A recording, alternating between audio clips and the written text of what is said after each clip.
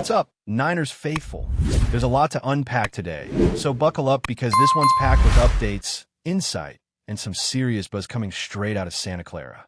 The San Francisco 49ers are heading into one of the most crucial stretches of their season, and all eyes are on the health of a few key players, especially Brock Purdy and Ricky Parrall. These two have been battling through injuries that have kept them off the field longer than anyone expected, and the latest updates from the team are finally giving us a clearer picture of what's going on. Let's start with Brock Purdy. The turf toe issue that he first picked up early in the season hasn't fully gone away, and he re-aggravated it back in Week 4 against Jacksonville. That was a big blow, considering how important his mobility and planting footwork are to his style of play. The 49ers chose not to place him on injured reserve, which raised a few eyebrows because that would have opened up a roster spot for another player. Instead, they've opted to monitor his progress week by week, hoping he can make it back soon without needing that extra time off. It's a gamble, no doubt, but it shows that the team believes his return is closer than some might think. On the other side, wide receiver Ricky Parrall has been dealing with his own frustrating setback. He went into the Jacksonville game already nursing a sore knee and came out of it with a PCL injury. The thing about those ligament issues is that they're sneaky. You might feel okay one day and completely unstable the next. The PCL plays a huge role in stabilizing the knee, and for a wideout like Parrall, who depends on sharp cuts and bursts of acceleration, that's everything. So while he's been making steady progress, the team is being cautious, which is the right call. You can't rush a player like that back and risk losing him for the rest of the season. Neither Purdy nor Parrall is expected to suit up this Sunday against the New York Giants, but the tone inside the building has been optimistic. There's a growing belief that both could return as early as next week against the Rams, and that matchup is huge, not just for the standings, but for momentum. The NFC West race is tight, and divisional games always hit differently. The Niners started the season strong in their division, going 3 for 3 against Seattle, Arizona, and Los Angeles, and they'll need to keep that energy going. Now, when we talk about Purdy, let's be real. Expectations are sky high. He's already shown flashes of being a top 10 quarterback when he's in rhythm, but consistency has been the challenge. This season, he's only played 2 full games, completing a bit under 66% of his passes with around 580 yards for touchdowns and 4 interceptions. That turnover problem isn't new. It's something that carried over from last season, and it's the next big hurdle for him to clear. The good news is that when he's healthy and confident, Purdy is dangerous. He reads defenses quickly, delivers on time, and can stretch the field when given protection. The bad news is that turf toe can linger, and it's tricky for quarterbacks. Every throw, every pivot, every step puts pressure on that toe. Kyle Shanahan even said earlier this week that it's a more complicated injury than most people realize, which tells you they're treading carefully. As for Parrall, man, the Niners really want this guy back on the field. Before the injury, he was starting to find his rhythm, with 20 catches in just 4 games for over 300 yards. And that's despite leaving the Jacksonville game early. His average of 16 yards per catch says a lot about his explosiveness and route-running ability. When he's right, he gives this offense something special, a deep threat who can beat man coverage, find holes in zone defenses, and open up space for Debo and Ayuk underneath. The problem has been keeping him healthy.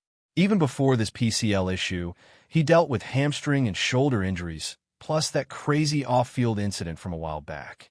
The guy just hasn't had a clean stretch yet. But if he can get back to 100%, the Niners know they've got a legitimate weapon ready to go.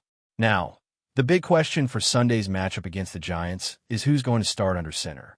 All signs point to Mac Jones getting the nod again, making it his 7th start of the year. Think about that. If someone told you before the season that Jones would be starting 7 games by November, most fans would have thought the year was over. But here we are, and the 49ers are still right in the thick of the NFC race. Jones deserves a ton of credit for that. Despite playing behind one of the weakest defensive lines in the league, he's been resilient, composed, and surprisingly efficient. He's completing nearly 66% of his passes, throwing for about 1,600 yards with 8 touchdowns and 5 picks. And honestly, not all those interceptions are on him. The protection has been shaky, and the receivers haven't exactly been doing him favors either. Still, he's been steady enough to keep this team competitive week after week. The biggest debate right now isn't about whether Jones can hold things down. It's about timing. With Purdy and Perall still working back from injury, it doesn't make sense to rush them out onto the field, especially on one of the worst turf surfaces in the entire league. MetLife Stadium in New Jersey has earned that reputation for a reason, and no one wants to see another player go down because of bad footing. The smart move is to rest them, let them recover fully, and bring them back on that beautiful Levi's Stadium grass next week against the Rams. That extra time could make all the difference, not just in healing, but in performance. Meanwhile, General Manager John Lynch has been busy behind the scenes. He confirmed earlier this week that he's sticking around as GM and made a splash by bringing in defensive end Keon White from New England. White didn't quite fit with the Patriots scheme, but San Francisco believes they can unlock his potential. At 6'4" and nearly 280 pounds, this guy is a monster athlete who ran a sub-4.8 40-yard dash before the draft. He can line up at defensive end or slide inside to defensive tackle, which gives the Niners a ton of flexibility on their defensive front. And when you look at the numbers, 5 sacks, 45 pressures, and a pass rush grade north of 75 last season, it's clear there's upside here. Lynch mentioned that both the analytics team and the coaches were big fans, and that's always a good sign. White himself sounded fired up about the move, saying he's thrilled to work with defensive line coach Chris Kukurek, one of the most respected in the league. That's a great fit, and if the Niners can get even close to maximizing his potential, it could be one of those under-the-radar trades that pays off big later in the season. When you combine his speed, power, and versatility, you can see why they made the move, especially with so many injuries piling up on the defensive front. The defense has been hanging in there, but depth has definitely been tested. Players like Gross Matos and Bryce Huff have been dealing with injuries of their own, and the team was down to just 2 healthy defensive ends on the roster not too long ago. So adding a guy like White is not just a luxury, it's a necessity. And if the reports are right, more moves could still be coming before the deadline. Lynch hinted at that when he said they're exploring all options, which is GM talk for we're not done yet. One bright spot that deserved a shout-out, though, is kicker Eddie Pinheiro. The guy's been money. 10 for 10 on field goals in October, earning NFC Special Teams Player of the Month honors. With his consistency and confidence, he's now statistically the second most accurate kicker in NFL history. That's insane, especially considering the kind of pressure he's been under lately. Having a reliable kicker is something fans tend to overlook until they don't have one, and Pinheiro has been a quiet hero for this team. So here's where things stand. Purdy and Perall are on the mend. Mac Jones keeps proving people wrong, and John Lynch is retooling the roster to keep the Niners in contention. The vibes inside the locker room are still strong. There's frustration, sure, but also belief. Belief that this team can weather the storm, get healthy, and make a real push down the stretch. The Rams game in Week 10 could be the turning point, and by then, we might finally see this squad close to full strength again. The next few weeks are going to tell us a lot about who this team really is and how far they can go. Now that we've covered the injury situation and what's going on behind the scenes, it's time to dive into the trade buzz that's been heating up around the league, and especially in San Francisco. Ever since the injury to Nick Bosa, the 49ers have been linked to multiple pass rushers, and the rumor mill hasn't stopped spinning. The name that keeps coming up more than any other is Trey Hendrickson from the Cincinnati Bengals. This is the kind of player that could completely change the dynamic of San Francisco's defense, both in the short term and for the future. Hendrickson is a proven game changer, powerful, relentless, and productive year after year.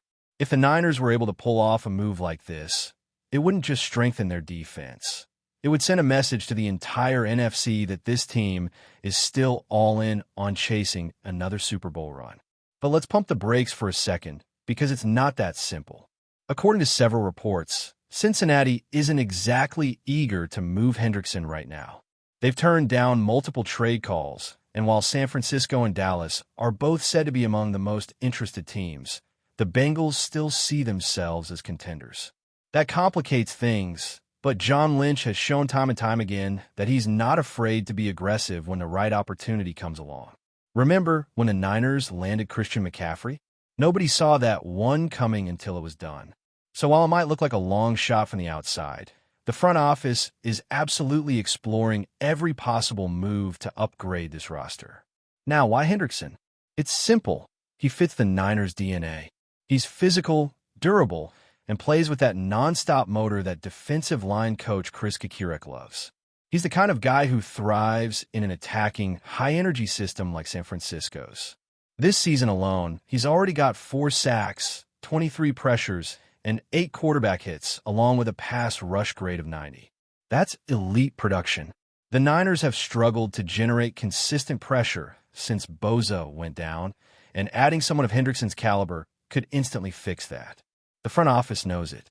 The coaching staff knows it. And fans know it too. The analytic side of the organization has reportedly been pushing for this move as well, which says a lot. When the numbers and the tape both agree on a player, that's usually when San Francisco gets serious. Hendrickson is still under contract, and his cap hit isn't massive compared to other star edge rushers, so financially, it wouldn't cripple the team. Plus, it's the kind of move that could be structured smartly to keep long-term flexibility. Lynch has been walking that line between winning now and building for the future ever since he took over, and this would be another move in that same direction. If the Bengals refuse to deal, though, there are backup options. One of them is Jermaine Johnson from the New York Jets, another explosive, high-effort player who already knows Robert Saleh's system from their time together. Johnson is younger, has plenty of upside, and could be a long-term piece if the Niners decide to go that route. Then there's Jalen Phillips from the Dolphins, a long, athletic pass rusher who's coming off an Achilles injury, but has been rounding back into form this season. He's another guy who could thrive in San Francisco's defensive structure, where versatility and speed are key. If the team wanted a more veteran presence, Bradley Chubb would make a lot of sense too. His contract is manageable, and even though the Dolphins gave him a new deal not too long ago, there's no guaranteed money left on it, which could make a trade possible. And then there's Arden Key, a familiar face who played some of his best football with the Niners a few years ago.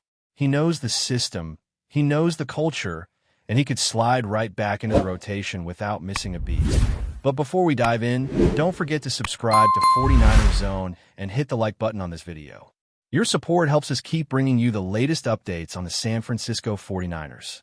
And don't forget to share your thoughts on the news in the comments below. In a move that has set the football world buzzing, whispers have become near certainty. Shedeur Sanders, the talented quarterback who has been turning heads with his electrifying play, has reportedly made a decision that could shake the NFL landscape. According to sources close to the situation, Sanders has accepted an irresistible offer from the San Francisco 49ers, a choice that has left fans and analysts alike scrambling to predict what comes next. The story, which began as quiet speculation among insiders, has rapidly gained momentum.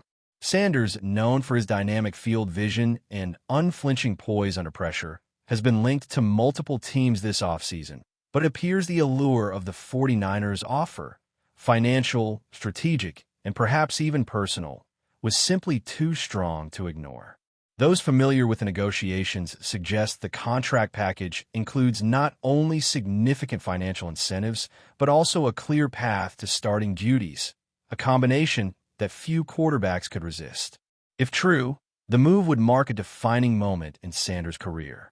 The 49ers, already a team with championship aspirations, would be adding a young, high-ceiling quarterback to a roster that has long been a contender in the NFC. Speculation is rampant over how Sanders will fit into San Francisco's system under Kyle Shanahan's innovative offense, and whether his arrival signals a shift in the team's long-term strategy. Some insiders even hint that the signing could set off a chain reaction, prompting other teams to reconsider their quarterback plans before the season kicks off. Fans have taken to social media in a frenzy, torn between excitement and disbelief.